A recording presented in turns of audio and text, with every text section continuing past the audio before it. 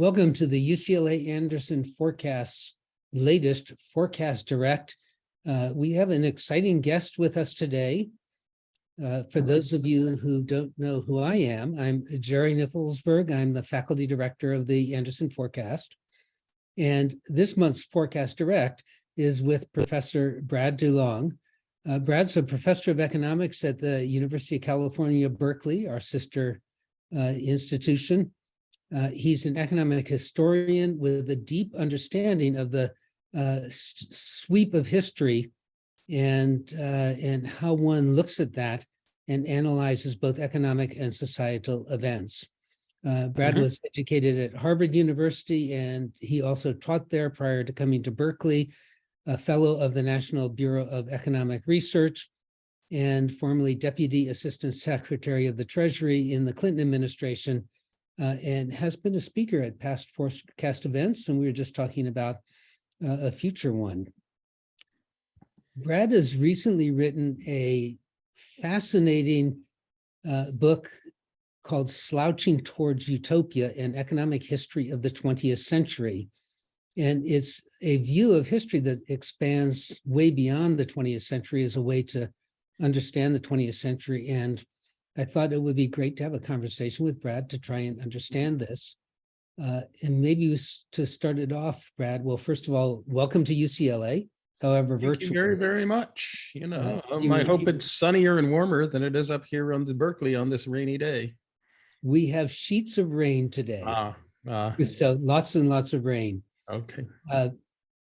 But let's start off with your book is entitled Slouching Towards Utopia. And slouching is sort of an interesting word. Yes. As a kid, my mother told me never to slouch. And yet we have an economic history that's slouching. Yes. Can you explain what you mean by slouching towards utopia? Well, this was the working title, and I thought it wouldn't be the real title. I'd think of a better title, and I never did. The idea is that humanity now has close to and is rapidly approaching the stage where we have enough technological knowledge about how to manipulate nature and organize humans to produce enough to live in, well, what every previous century would regard as a utopia. Yet somehow we manifestly do not live in a utopia, and we don't seem to be getting there. So there's utopia, and we ought to be heading towards it, but it's not a walk or a march or a strut or a run or a jog. It's a slouch. It's something is going significantly wrong. The word slouch actually comes from the great Irish poet William Butler Yeats, that his post-World War I poem, The Second Coming. When you're going to steal, you steal from the best, and William Butler Yeats is the best. The last line of his Second Coming is talking about how it's not going to be the utopian, the paradisical, the descent of the New Jerusalem Second Coming that we expect.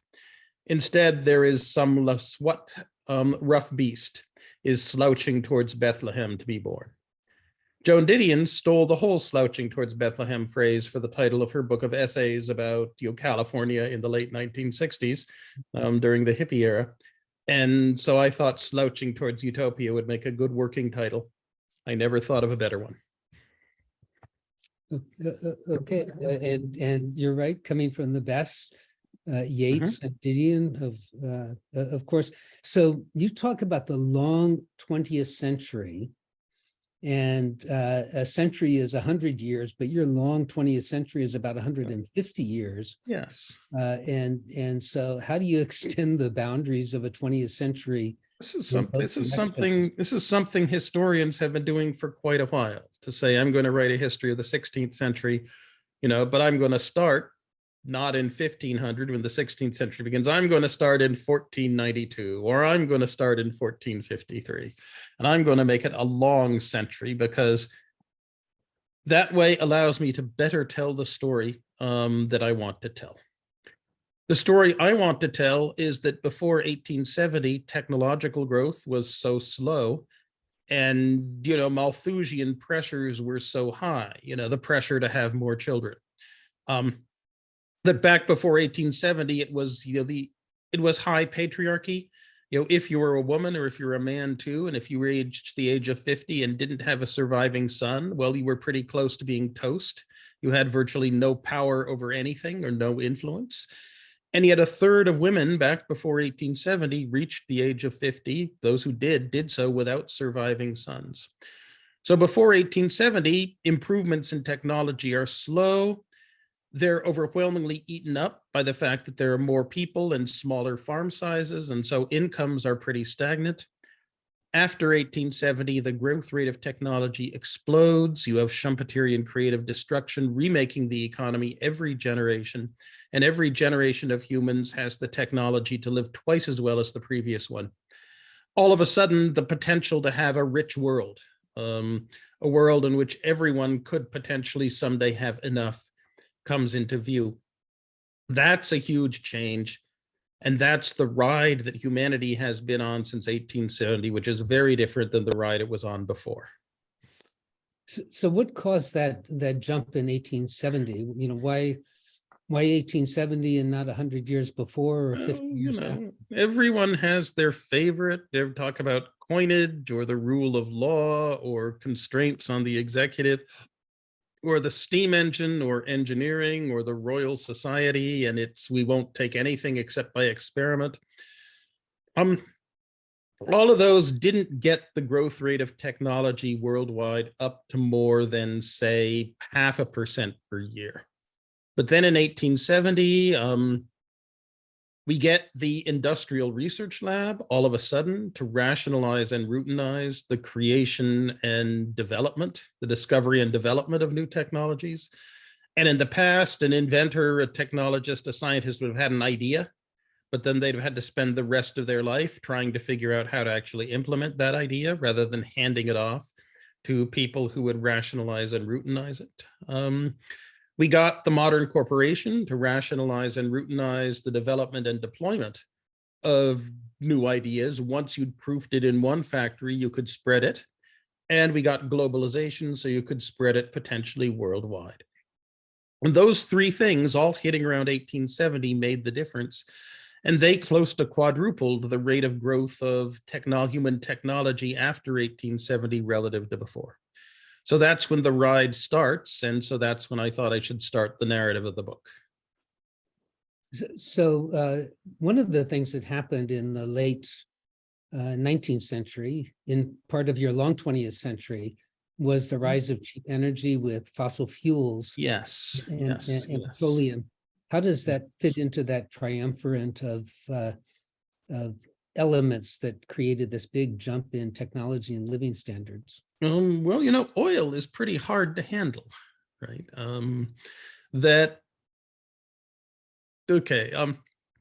Maybe when we want to back up 20,000 years ago, and maybe we want to back up to the last round of glaciers.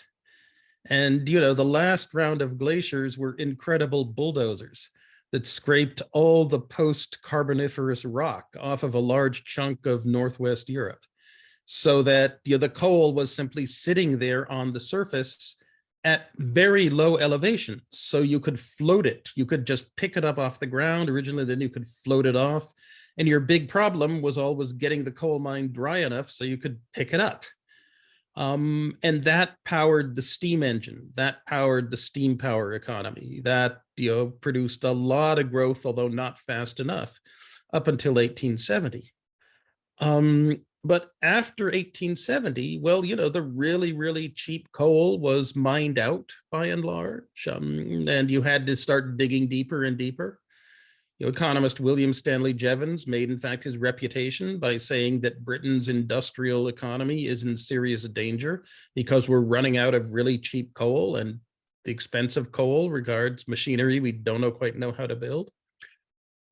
But then you get the Industrial Research Lab and the corporation, and so John D. Rockefeller and company are able to spend money like water, to figure out how to handle this stuff. That you go even to a refinery today and you look at what happens and you think about it, and it is absolutely, absolutely amazing. the heat, the temperature, the processes, the way they take the oil, the way they crack it, all of the different distillates that they manage to produce with overwhelming efficiency. It's a high tech, high science, very sophisticated chemical operation. And it was so within a generation after 1870. And that, unlocking the stored sunlight in coal that had been sitting there for 400 million years or so was an enormous boost to the energy economy. But it was oil that was the real thing that allowed humanity to apply enough power massively anywhere it wanted to. And the ability to do that was something that you couldn't produce back in the pre-1870 economy of an individual inventor with an individual idea. You needed modern chemistry. You needed universities and science and technicians and large industrial research labs and the great German organic chemistry push and so forth in order to get the oil economy up and running. So it really fits in your industrial research lab to organize this complicated process. Yes. To move liquid petroleum into gasoline and other fuels. Yes. Now you're making me feel sad about the book that I did not write, right? That, it's 600 pages as it is. And at one point I was thinking about it being 1,000 pages, which, Basic would not publish. For that, I'd have to go to UC Press and it would be published in 2 volumes and we wouldn't have any kind of salespeople beating the drum for it and so forth. Yes, I remember you lamenting. Yeah. And so I thought the book would be kind of half, industries and technology and half political economy. Mm-hmm. And of kind of the 20 little industry level set pieces I had planned for it. Well, basically 18 of them bit the dust and I was left with only 2 set pieces on what the technologies were. One on TSMC and semiconductors and one on Nikola Tesla and alternating current electricity. And so, the petroleum chemistry one and 17 others kind of bit the dust and are still there on the cutting room floor. Mm-hmm. And you're making me think I really should revive them. And on the other hand, Václav Smil has already written those history of technology books and industry books and has written them very, very well indeed. Yeah, and by the way, in this book, Slouching Towards Utopia, there are lots of really fascinating vignettes, like the one with Tesla and Westinghouse and Edison. Yeah. But something you just touched on, political economy, leads me to a question that I want to ask, which has to do with rights.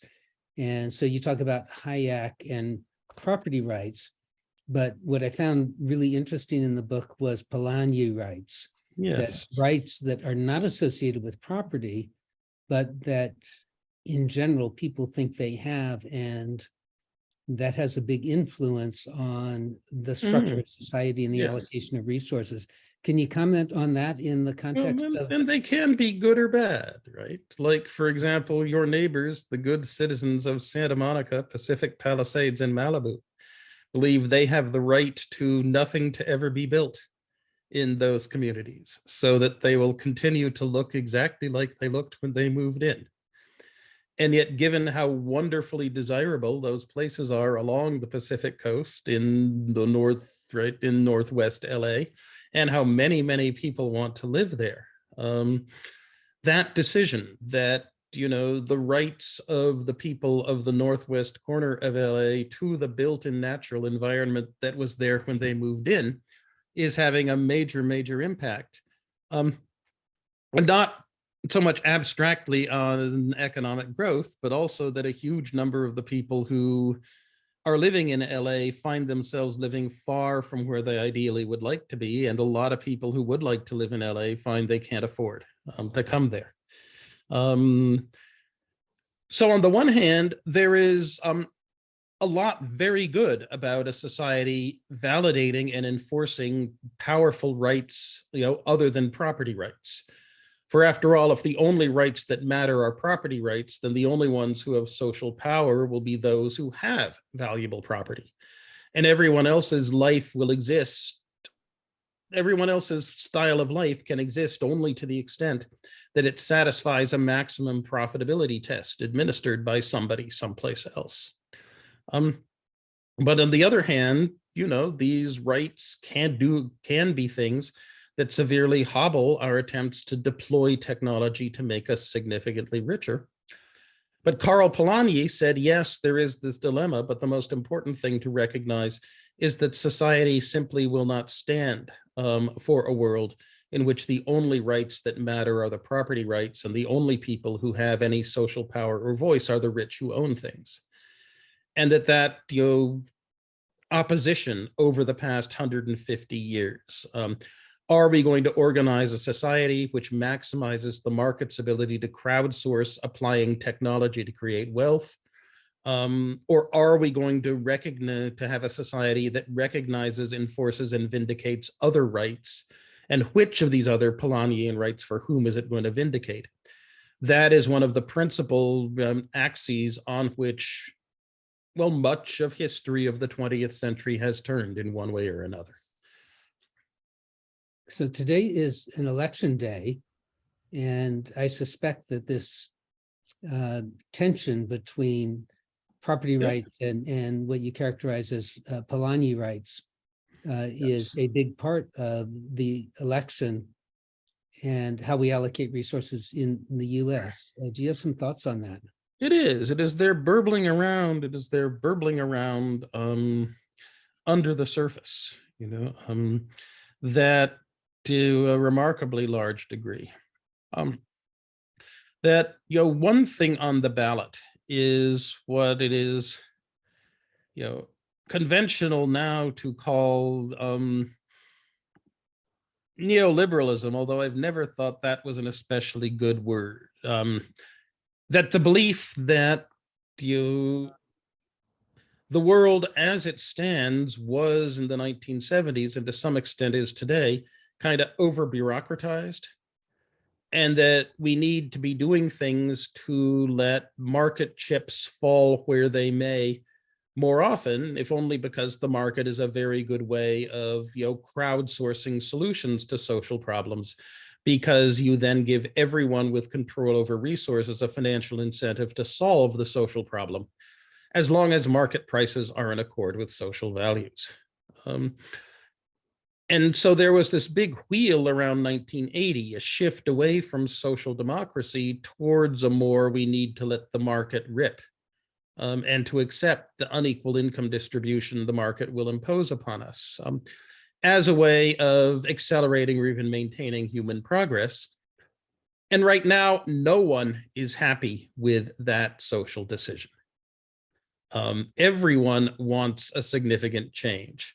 The problem is that no one is quite sure what shape that change will take, and people are calling for change in very, very different directions.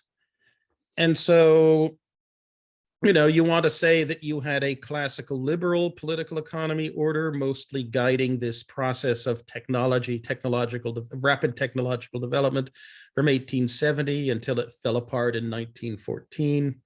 You had confusion from 1914 to 1933. You had the creation of a New Deal order in the early 1930s under FDR that was then spread to Western Europe. You then have a shift to a neoliberal order in the late 1970s, as historian Gary Gersel describes in his very excellent book, The Rise and Fall of the Neoliberal Order.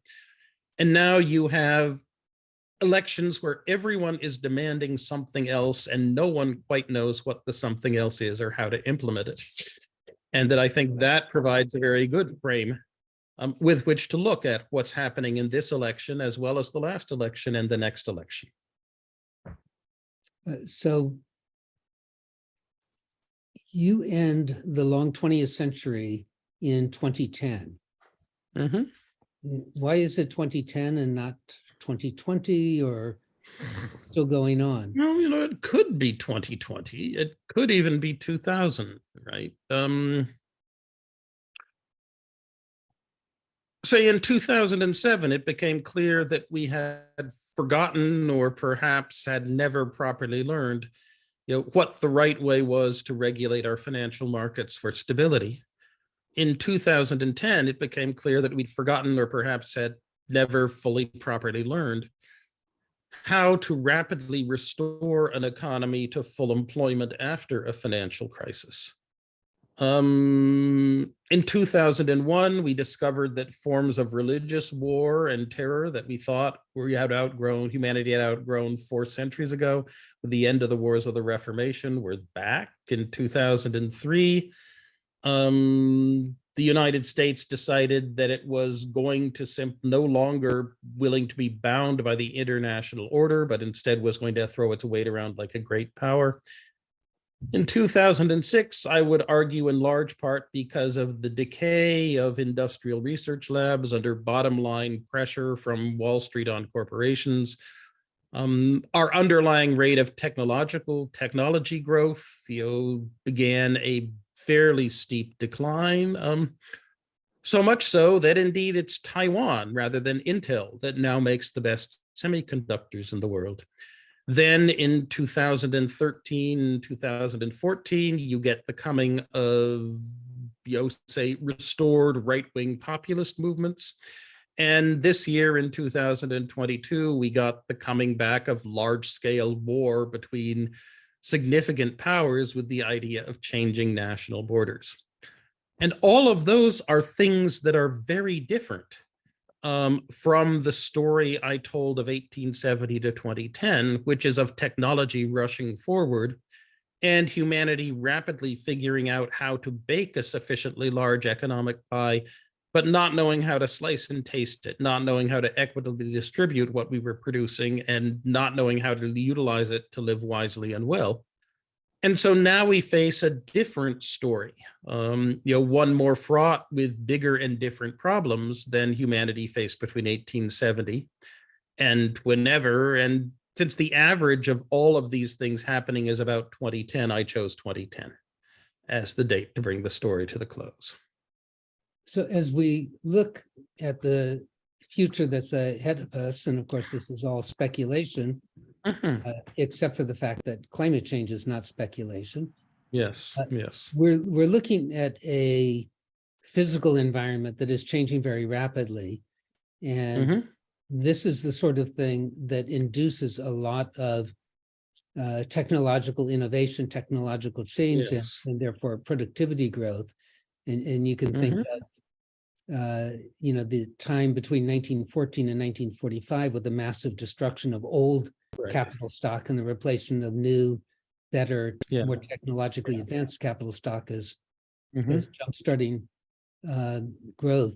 Are we looking at that as a new long century, the long 21st century or 22nd century, or is your view more apocalyptic? Well, Larry Summers is kind of on the optimistic side of this, saying that the 21st century story will indeed be the same as the 20th century story. That, global warming, nuclear proliferation, right-wing and left-wing terrorism and so forth will be bumps on the road, just as there were so many huge bumps on the road in the 20th century. But indeed, that technologies are going to race forward. We can see a lot of them already. And so the story will still be that humanity figures out how to bake a much larger economic pie with each generation. And we wrestle with the problems of how to distribute and utilize our enormous and increasing wealth. And that come 2100, someone will write a story not about the long 20th century, but about the long quarter millennium, right? That starts in 1870. I confess right now, I feel a little more apocalyptic, and I don't know whether it's the effect of age. And so as a result, that when I wake up, I hurt, especially in my left knee, and whether that distorts my judgment, or whether we did indeed kind of fail to stay on the path in which we were even slouching towards utopia after 2010. and are now lost in a dark wood, and night is coming on. That is, after all, in our hands, or rather in the hands of those younger than us, who are going to make the big decisions. Right. And one thing that happened in the long 20th century that you talk about quite a bit is very extensive migration. I think if I remember correctly, about a quarter of the world's population moved. Mhm. Climate change has the same potential to have big migrations. It does.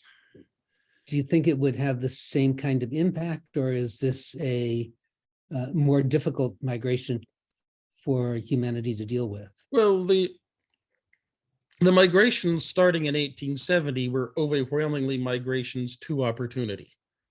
That people were moving towards something where they saw a much better life was on offer.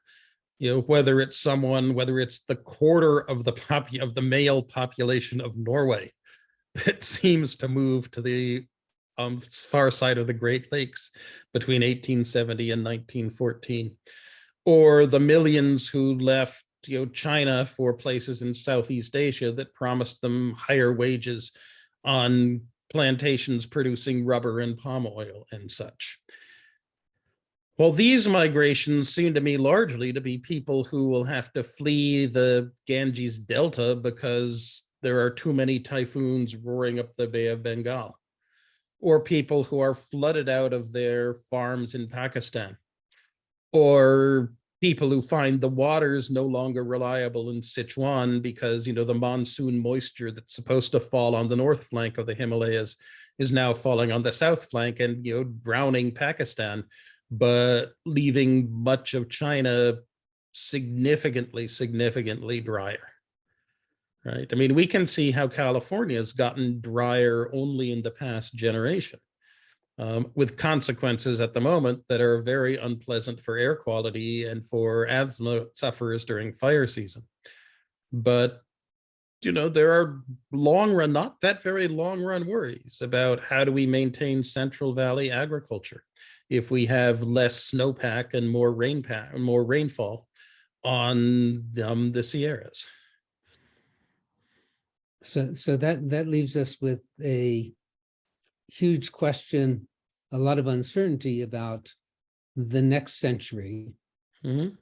And so we're about at the end of our time, and I want Yes. to urge all of those who are watching this podcast to get this book. It is fascinating. Thank you. And Brad has dug much more deeply than we've had time here into what makes for a Malthusian outcome of stagnant economic growth and near subsistence living and rapid economic growth.